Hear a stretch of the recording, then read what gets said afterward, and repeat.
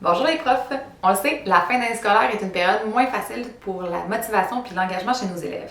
Puis avec la période d'adaptation qu'on est en train de vivre en tant qu'enseignant, c'est vrai un petit peu pour nous aussi. La capsule d'aujourd'hui a dû un petit regain d'énergie, un espresso bien serré en fin de journée pour terminer l'année en beauté. L'équipe et moi, on s'est demandé comment est-ce qu'on peut faire pour favoriser l'engagement de nos élèves et ce, malgré la distanciation sociale et l'enseignement à distance. Alors voilà nos meilleures astuces pour favoriser leur engagement et ce, qu'on soit en classe normale ou en classe virtuelle.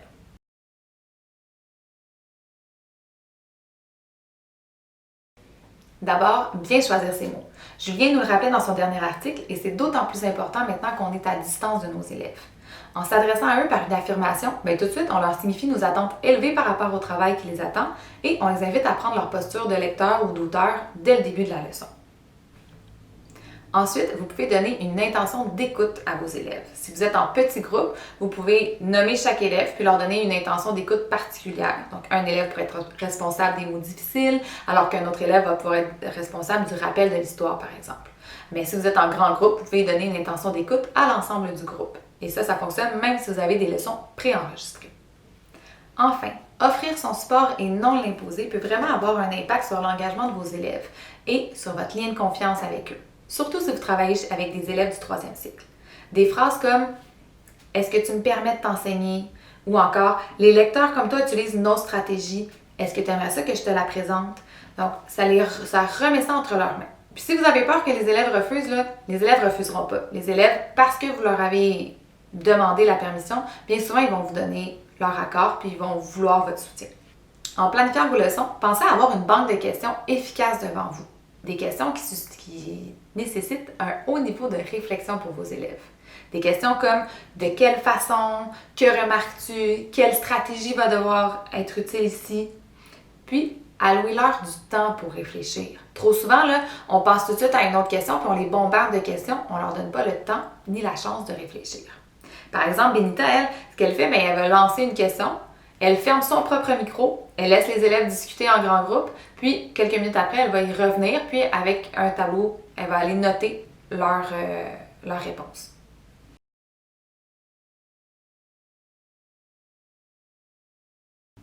Ensuite, il y a tout le non-verbal qui peut être très riche à utiliser quand on travaille à distance avec nos élèves.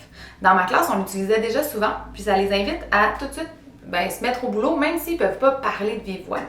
Par exemple, on a des signaux dans notre classe quand on est en train de réfléchir à une stratégie. Bon, je suis en train de réfléchir à une stratégie, je pense à une stratégie, 2, 3 stratégies. Ensuite, on a des signaux pour dire que je signifie mon accord avec quelqu'un d'autre qui est en train de parler. Donc, si c'est Élodie qui est en train de parler, puis moi je suis d'accord avec elle, mais je ne peux pas tout de suite renchérir parce que je vais lui couper la parole, nous, c'est ça notre signal.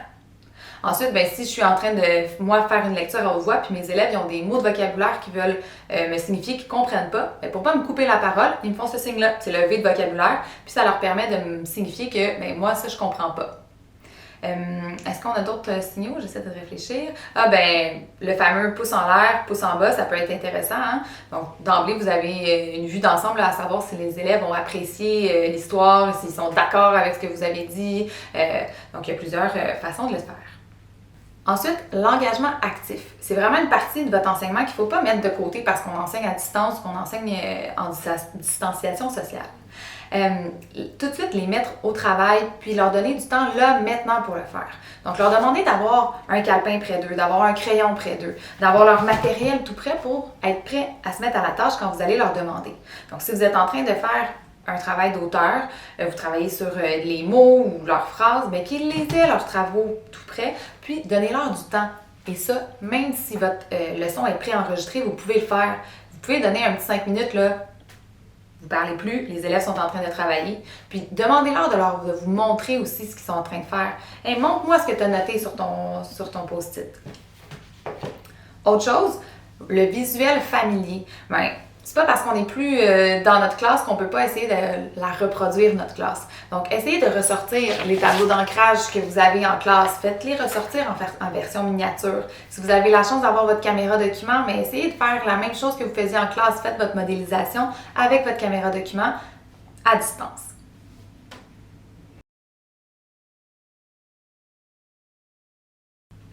Enfin, finissez vos leçons avec un lien signifiant.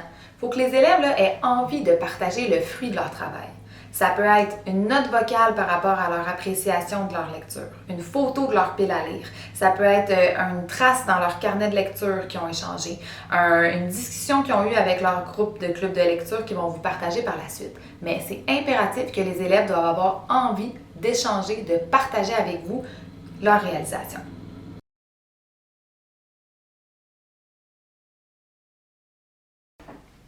Finalement, gardez sa cour. En classe, on essaie déjà d'être concis, mais là, c'est d'autant plus vrai. Vos connexions vont devoir être encore plus captivantes et vos leçons plus courtes encore. On essaie de maximiser notre temps d'enseignement, puis de maximiser le temps où les élèves sont en train de travailler. Celui qui parle le plus apprend le plus. Sur ce, l'équipe et moi, on vous souhaite une belle fin d'année scolaire et n'hésitez pas si vous avez des questions ou des commentaires, ça va nous faire plaisir d'y répondre.